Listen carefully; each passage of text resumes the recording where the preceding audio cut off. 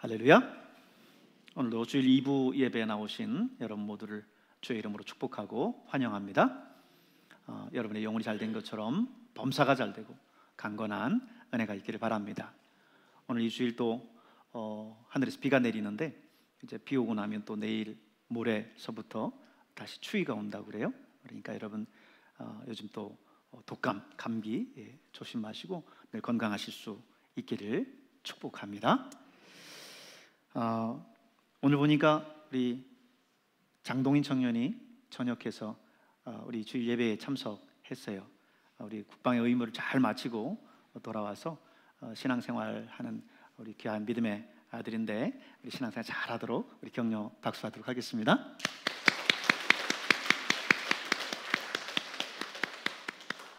얼굴에 그냥 붓고 써 있어요.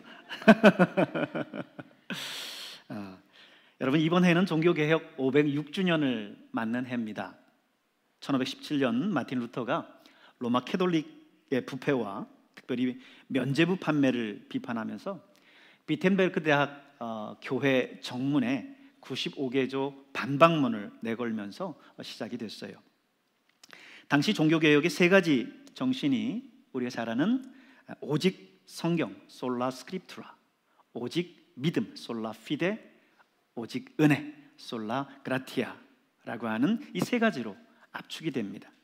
그런데 여기 이제 두 가지 더해서요, 오직 그리스도, 솔루스 크리스투스, 오직 하나님께 영광, 솔리 데오 글로리아, 이 두 가지를 더해서 종교개혁의 5가지 정신이 완성이 됩니다. 이것을 우리가 흔히 일컬어서 세 가지를 이야기할 때는 3대 솔라, 또 5가지를 이야기할 때는 5대 솔라라고 부릅니다. 다시 말해서 종교개혁의 5대 정신, 5 솔라스는 오직 성경, 오직 믿음, 그리고 오직 은혜, 그리고 오직 그리스도, 오직 하나님께 영광이 되겠습니다. 오직 그리스도와 오직 하나님께 영광이 보면 다른 것은 다 솔라인데 라틴어에 보면 솔루스, 솔리 이렇게 달라요. 그렇지만 솔라와 같은 오직이라는 의미입니다. 라틴어는요, 다음에 오는 명사의 성에 따라서 그 내용들이 변화가 있어요.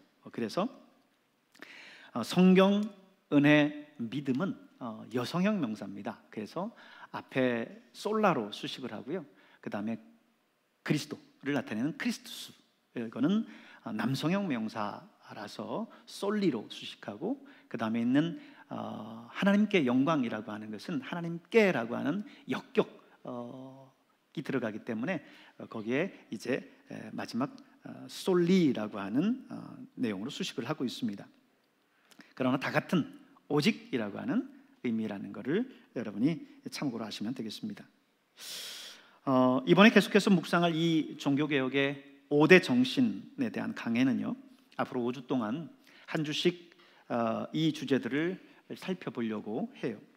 그러면서 아울러 대표적인 종교개혁가들 5명을 한 명씩 더불어서 소개하면서 진행하려고 합니다. 존 위클리프와 얀 후스, 마틴 루터, 칼빈, 울리 쯔뱅길리, 존 낙스, 이렇게 이런 사람들을 소개를 하려고 하는데, 이 종교개혁자들은 여러분 귀에 익숙한 이름도 있을 거고요, 또 생소한 이름도 있을 겁니다. 서로 활동한 나라들이 좀 다르고요, 또 그 문화가 달랐지만 종교개혁에 앞장섰었던 인물이고요, 오늘 개신교회가 있기까지 정말 지대한 중요한 역할들을 한 인물들이기 때문에 종교개혁의 정신을 함께 묵상하면서 기억해 볼 가치가 있습니다. 먼저 저는 존 위클리프에 대해서 함께 보길 원하는데요, 이 존 위클리프는 영국의 기독교 신학자며 종교개혁자입니다. 우리는 흔히 마틴 루터를 종교개혁하면 거의 대명사처럼 그렇게 기억을 하지요. 그러나 이 위클리프는요, 루터보다도 더 이전에 약 150년 전에 종교개혁을 시도했었던 종교개혁의 선구자라고 할 수 있습니다. 위클리프의 가장 큰 업적은 라틴어로 쓰여졌던 성경을 영어로 번역한 거예요. 당시 14세기 때에는 교황의 명령에 따라서요, 성경을 번역하는 것을 서방교회 법률로 엄격하게 금했습니다. 성경은 그래서 소수의 사제들의 전유물이었어요. 그런 가운데 그는 라틴어로 된 성경, 우리가 흔히 불가타 성경이라고 하는데, 이 라틴어로 된 성경을 영어로 번역을 해요. 그래서 이 위클리프를 종교개혁의 시초라고 오늘날 평가하고 있는 거죠. 성경 번역 때문에 사실 그는 생전에 엄청난 탄압을 받습니다. 심지어 사후에 부관참시 아시죠? 이미 시신을 매장을 했는데 그 매장을 다 파내서 그 시신을 불태워서 화형하는 것을 부관참시라고 하죠. 그래서 이 부관참시까지 해서 화형을 당했어요. 이 위클리프가 내건 유명한 구호 가운데 하나를 소개하면요, 여러분 이 문구 잘 아실 겁니다. 국민에 의한, 국민을 위한 정부. 근데 여러분 이 내용을 어디서 들어본 것 같아요? 미국의 16대 대통령 링컨이 게티스버그 연설에서 사용했었던 말이에요. 그렇기 때문에 우리는 이 말을 링컨이 해낸 말이다 이렇게 생각하기 쉬운데, 사실은 이 말은 존 위클리프가 성경을 강조하면서 했었던 말입니다. 근데 이 말을 링컨이 인용을 한 거죠.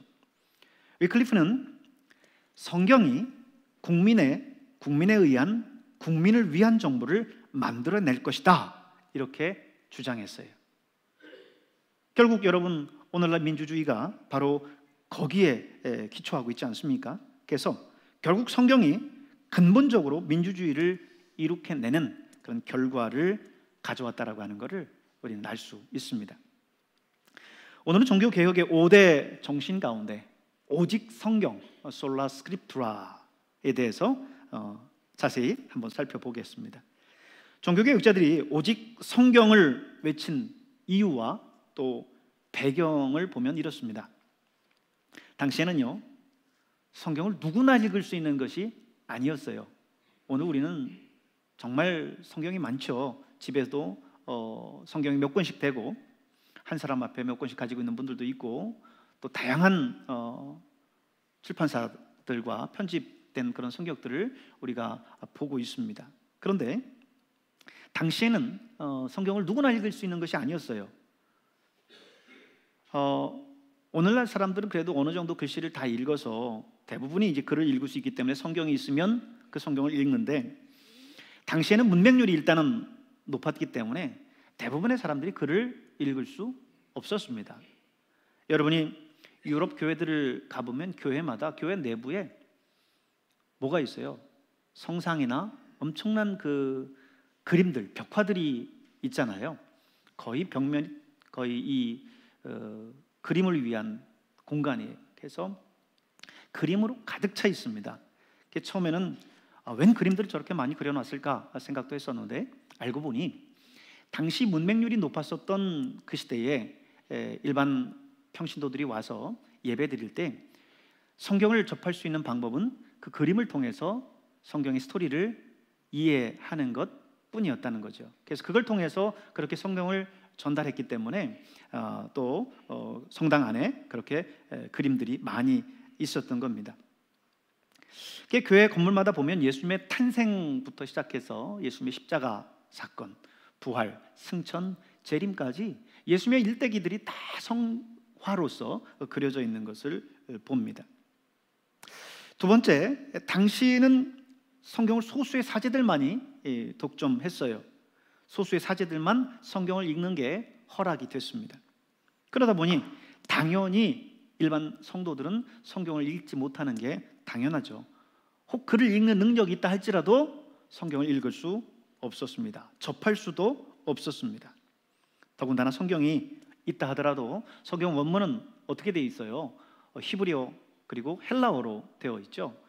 원문이 히브리어 헬라어로 되어 있는 것을 최초로 이제 라틴어로 번역한 게 불가타 성경이고, 그 불가타 성경을 지금 이 존 위클리프가 영어로 번역을 했는데, 당시만 해도 이 라틴어 성경을 사용했고 번역하지 못하도록 금지를 해놨다라는 거예요. 당시 교회는 오늘날처럼 이렇게 말씀 중심의 예배가 아니라 대부분 성찬을 비롯한 예식 중심의 예배였습니다.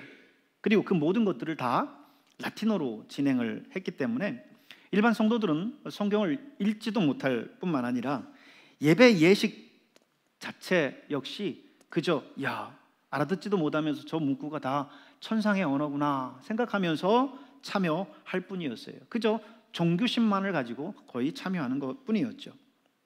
그런데 종교개혁자들이 성경은 모든 사람을 위해 주어졌고 모든 평신도들이 이 성경을 읽을 수 있어야 된다, 이렇게 생각을 한 거죠. 그래서 그들은 성경이 영어나 독일어와 같은 자국어로 번역되어야 된다라고 믿었습니다. 하지만 앞서 말씀드린 대로 당시 배경하에서 거룩하고 신성한 성경을 라틴어가 아닌 다른 언어로 번역한다는 것은 있을 수가 없는 일이었어요. 이것은 당시 카톨릭 교회에 항거하는 거고 교회의 최고 권위인 교황에 맞서는 것이었습니다. 그렇기 때문에 번역한다는 그 자체가 벌써 이는 캐톨릭 교회를 향한 지금 개혁 자체였던 거지요. 더구나 당시 교회는 교황이 최고의 권위를 가진다 할 수 있겠고요. 또 신앙과 행위의 최종 권위는 오히려 성경보다도 교황이 이야기하는 대로 흘러갔습니다. 당시 캐톨릭은 교황의 교권이 상상 이상이었어요. 오늘날도 캐톨릭은 교황 중심적인 중앙 집권적인 그런 체제를 띠고 있지만 당시 교황의 권위는 캐톨릭의 수장이라고 하는 그런 행정적 수반으로서의 모습뿐만 아니라 오히려 거의 이 땅에 하나님과 다름없을 정도였습니다. 교황의 말이 곧 교회의 법이고 하나님의 말씀이었어요. 그런데 그런 교황의 권위에 지금 일대 도전을 하고 있는 겁니다. 신앙과 행위를 결정하는 최종 권위는 교황이 아니라 오직 성경이다 주장을 했던 거지요. 오직 성경, 솔라 스크립투라. 이것을 위해서 대부분의 종교개혁자들이 자신의 목숨을 내놓았습니다.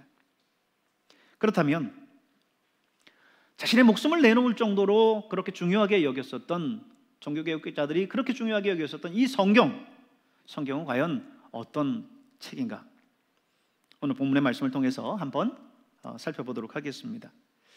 네, 오늘 말씀을 보면 성경은 뭐라고 하고 있어요? 디모데후서 3장 16절, 모든 성경은 하나님의 감동으로 된 것으로 교훈과 책망과 바르게 함과 의로 교육하기에 유익하니, 그랬어요. 모든 성경은 무엇으로 됐다고요? 하나님의 감동으로 되었다. 그렇기 때문에 이 책은 종이 위에 검정 글씨로 쓰여져 있는 일반 책들과 다름없지요. 그러나 이 성경이 가지는 그런 권위는 하나님의 감동으로 이 내용이 되었기 때문에 이것은 하나님의 말씀이라는 겁니다. 하나님께서 오늘 우리에게 이 성서에 있는 말씀을 통해서 우리에게 말씀하고 계세요.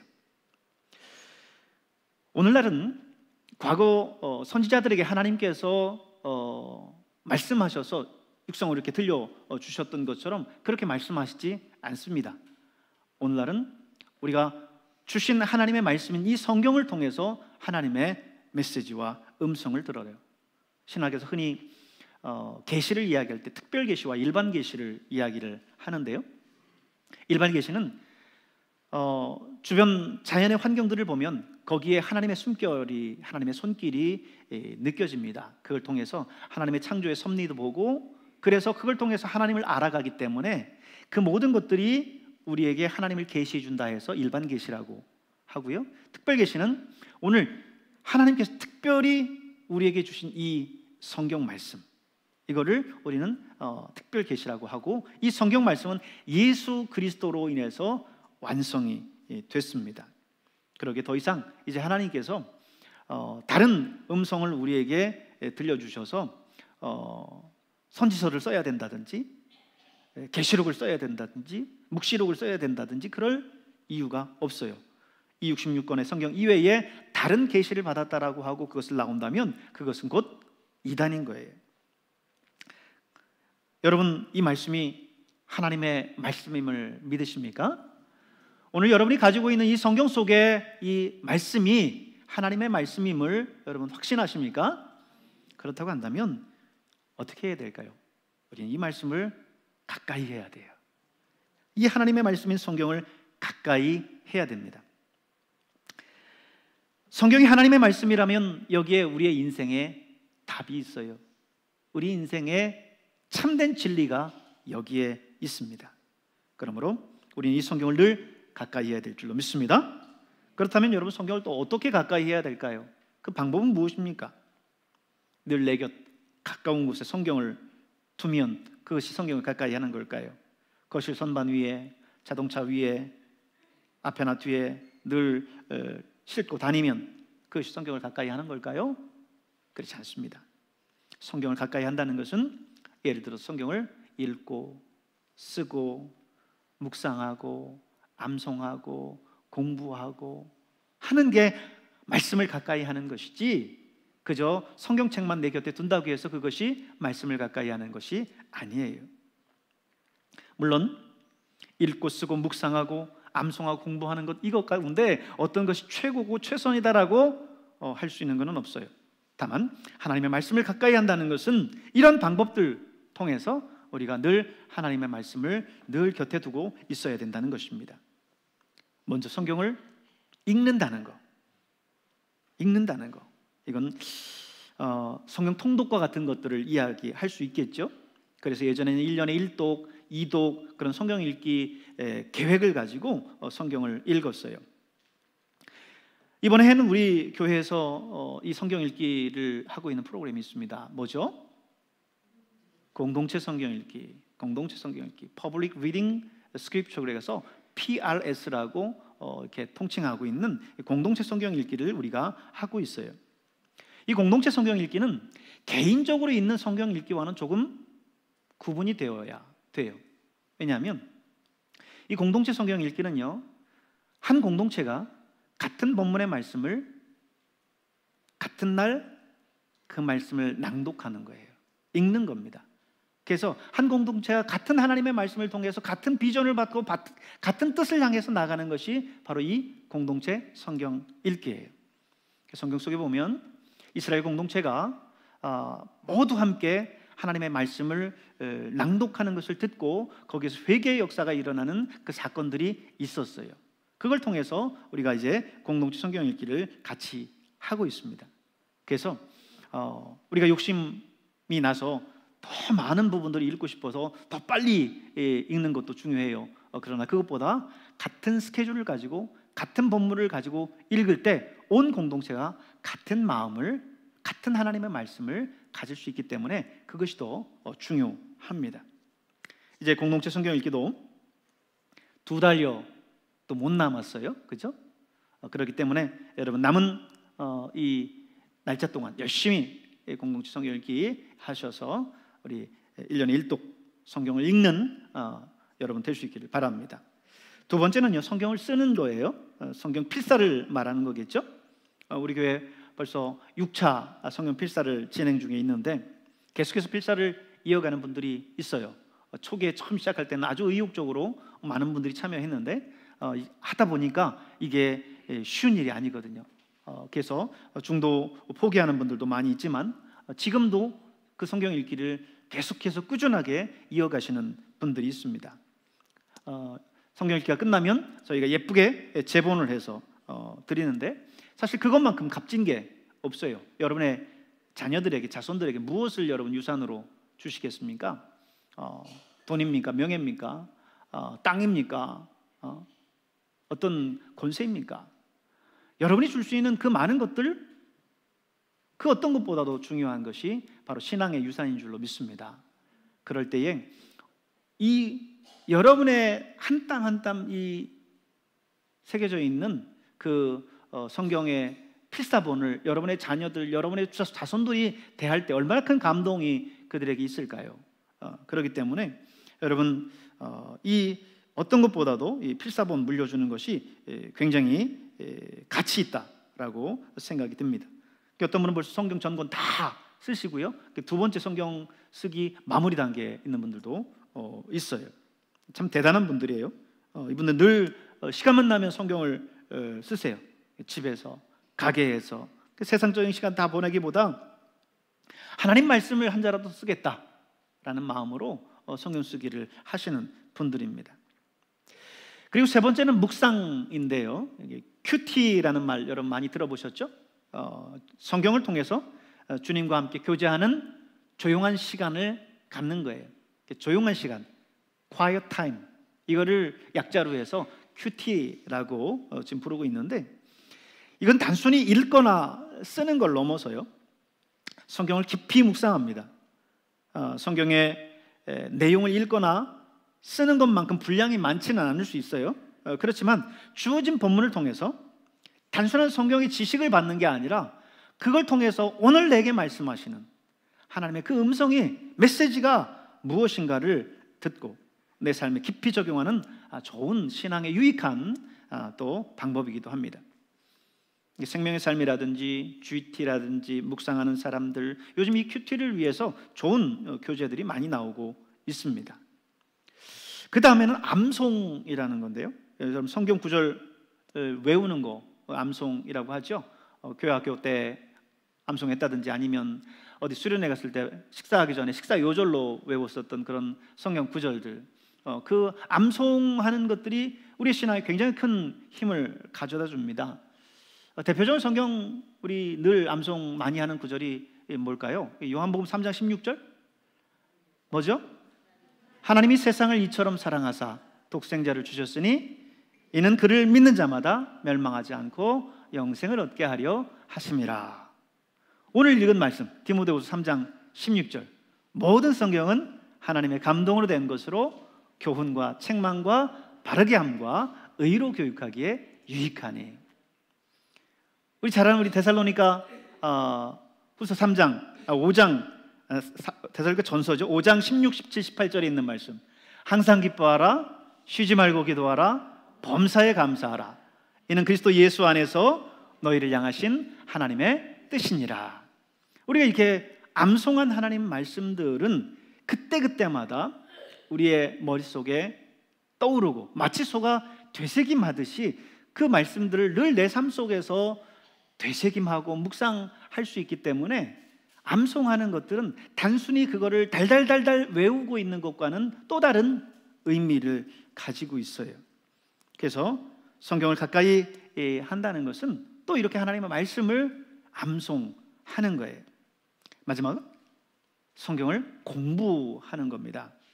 공부, 그러면 그냥 초등학교 때부터 우리는 계속 부모님부터 공부 얘기를 들었기 때문에 벌써 공부 그러면 벌써부터 알레르기 반응이 일어나는 사람들이 있을 수 있는데, 성경 전체를 우리가 설교를 통해서 단편적으로 이렇게 보고 할 수는 있지만 성경 전체의 흐름들을 보고 또 성경 전체를 통해서 하나님께서 말씀하시는 것들이 어떤 건지를 이해하는 게 무엇보다도 중요합니다. 그렇기 때문에 이 공부라고 하는 건 마치 구슬을 꿰는 거라고 할까요? 우리 속담에 어떤 게 있습니까? 구슬이 서말이라도 꿰어야 보배다. 구슬이 아무리 많아도 그걸 꿰어야 목걸이도 되고 팔찌도 되고 이렇게 보석이 보배가 되는 거지, 그거를 다 흩어져 있으면 그게 아무것도 아니에요. 그래서 성경에 대한 그런 지식들을 잘 우리가 체계적으로 정리해서 가지고 있는 것들이 필요합니다. 성경을 가까이 한다는 것은 바로 이런 방법들을 통해서 우리가 가까이 할 수 있어요. 그런데 놀랍게도 이렇게 우리가 성경을 가까이 하면 자연스럽게 하나님께서 우리의 삶을 은혜 가운데 인도하시고 복을 주셔요. 그 단적인 사례 하나가 뭐냐면요, 스탠다드 오일 하면 세계적으로 우수한 정유 기름 회사인데요, 미국의 이 스탠다드 오일 회사가 이집트에서 이제 기름을 퍼내기로 유명한 회사입니다. 근데 어떻게 이 회사가 이집트로부터 오일을 퍼내기 시작했느냐, 석유를 퍼내기 시작했느냐라고 하는 그 내용은 잘 알려지지 않았어요. 스탠다드 오일 회사의 중역 가운데 신앙에 돈독한 한 분이 있었는데, 그가 이제 어느 날 성경을 읽다가 출애굽기 2장을 읽게 됐어요. 그런데 출애굽기 2장 1절에서 3절에 있는 말씀을 보니까 어떤 말씀이 있어요? 한번 같이 볼까요? 레위 가족 중 한 사람이 가서 레위 여자에게 장가들어 그 여자가 임신하여 아들을 낳았으니 그가 잘생긴 것을 보고 석 달 동안 그를 숨겼으나 더 숨길 수 없게 되매 그를 위하여 갈대 상자를 가져다가 역청과 나무진을 칠하고 아기를 거기 담아 나일강가 갈대 사이에 두고 그랬습니다. 누구 얘기죠? 모세 얘기입니다. 이제 모세가 태어나서 이제 아기일 때 이제 나일강가에다 이제 갈대 상자에다 이렇게 보내는데 그 이야기 속에 보니까 갈대 상자를 가져다가 역청과 나무진을 칠하고 이 글을 읽는 순간, 이 문구를 읽는 순간 이 스탠다드 오일 회사의 중역의 머릿속에 번개같이 지나가는 게 있었어요. 역청? 여러분, 이 역청은요 타르나 원유 등을 증발한 후에 남는 끈적끈적한 그런 검은 물질들을 이야기합니다. 다시 말해서 이거는요 석유의 일종이에요. 모세의 어머니가 이 역청을 구할 수 있었다라고 하는 것은 그 인근에 분명히 기름이 날 거다 판단을 한 거예요. 그래서 찰스 휘츠샤트라고 하는 지질학자를 이집트로 보내서 현지 조사를 하게 합니다. 그런데 아닌 게 아니라 바로 그곳에서 엄청난 규모의 이 유전이 발견된 거예요. 하나님을 가까이 하고 하나님의 말씀을 가까이 하니까 생각지 않는 이 놀라운 은혜와 축복이 있었던 거죠. 여러분, 하나님 말씀을 가까이 하실 수 있길 바랍니다. 우리가 하나님의 말씀인 성경을 이렇게 가까이 하는 것, 읽고 쓰고 암송하고 묵상하고 공부하는 거 중요하지만 더 중요한 게 있다면 이 말씀을 지켜 행하는 거예요. 이 말씀을 지켜 하는 겁니다. 말씀대로 사는 거예요. 말씀대로 사는 거예요. 계시록 1장 3절을 보십시오. 이 예언의 말씀을 읽는 자와 듣는 자와 그 가운데 기록한 것을 지키는 자가 복이 있다 그랬습니다. 읽고 듣는 것이 아니라 지키는 자가 복이 있다라고 말씀하고 있어요. 여러분, 하나님의 말씀을 지켜 행할 수 있길 바랍니다. 하나님이 이 온 우주 만물에 창조주시고 역사를 주관하시는 하나님이시라고 한다면 여러분, 그분의 마음에 들었을 때 어떻게 될까요? 하나님이 우리에게 무엇을 아끼시겠습니까? 자신의 아들도 십자가에 주시기를 아끼지 않으셨던 그 하나님이 하나님을 사랑하고 하나님의 말씀을 사모하면서 성경을 가까이 하는 그 사람을 하나님께서 사랑하고 또 축복하고 그 삶을 인도해 주시지 않겠습니까? 우리가 잘 아는 미국의 16대 대통령 에이브라함 링컨이죠. 그는 학교도 없는 켄터키 호젠빌이라고 하는 시골에서 출생했어요. 집이 너무 가난하고 해서 어머니에게 글과 성경을 배웠고요. 어머니의 신앙과 성품이 곧 링컨의 학교였고 성장 배경이었습니다. 그런데 불행히도 링컨이 11살 되던 해에 어머니는 세상을 떠나고 말아요. 임종 전 어머니 낸시는 링컨의 링컨의 손을 잡고 이렇게 유언합니다. 얘야, 엄마는 먼저 하나님 아버지 집에 간단다. 내가 가장 소중하게 여겨온 이 성경책을 너에게 유일한 유산으로 주마. 너는 이것을 보배로 삼고 재산으로 삼고 그 교훈대로 살거라. 그 길만이 우리가 천국에서 다시 만날 수 있는 길이란다. 이렇게 말하고 세상을 떠났어요. 그 후 링컨은 어머니의 유언대로 성경을 가까이 두면서 애독했고 그 말씀대로 살려고 최선을 다했습니다. 그리고 마침내 미국의 16대 대통령이 되고 남북정전을 승리로 이끌어내고 노예를 해방시키는 등 세계에서 가장 존경받는 그런 대통령이 되었습니다. 오늘 여러분의 삶의 가장 귀중한 자리에 이 성경을 놓으실 수 있길 바랍니다. 여러분의 삶의 가치가 그 기준이 성경이 되실 수 있길 바랍니다.